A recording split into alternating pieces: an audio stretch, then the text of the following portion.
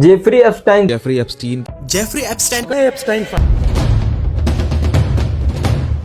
Jeffrey एप्स्टाइनचं एक खासगी बेट होतं.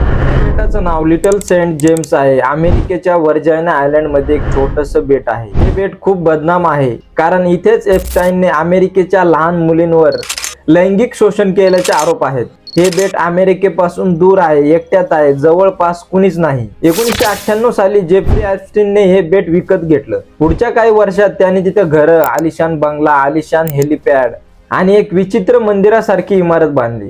लोकांच्या आणि पीडितांच्या म्हणण्यानुसार जेफ्री एप्स्टाइन इथे त्याच्या खासगी विमानाने तरुण मुलींना आणायचा. तिथे एप्स्टाइन आणि काही श्रीमंत व मोठे लोक मुलींचा छळ करत होते या बेटावर. आता या बेटावर पोलीस आणि यंत्रणा लवकर पोहोचू शकत नव्हत्या. एप्स्टाइनकडे खूप पैसा आणि ओळखी होत्या, प्रसिद्धी होती जगातल्या पॉवरफुल लोकांसोबत आणि तो बराच काळ वाचला. 2019 मध्ये त्याची मयत झाली. त्याच्यानंतर पोलिसांनी तिथं काही तपास केला. तिथं काही विचित्र खोल्या, मुकुटे, खुर्च्या आणि कॅमेरे आढळले. असंही म्हटलं जातं तिथं काही गुपित कॅमेरे होते.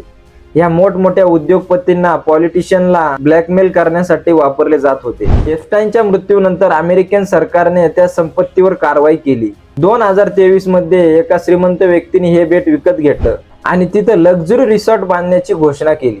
थोडक्यात सांगायचं म्हणलं तर इथं पैसा, सत्ता आणि गुन्हे लपवण्याची एक जागा होती. अजून एप्स्टाइन प्रकरणामध्ये अजून काय खुलासे व्हायचे बाकी आहेत. बघूया काय खुलासे पुढे येतात. भेटूया पुढच्या व्हिडिओत. धन्यवाद.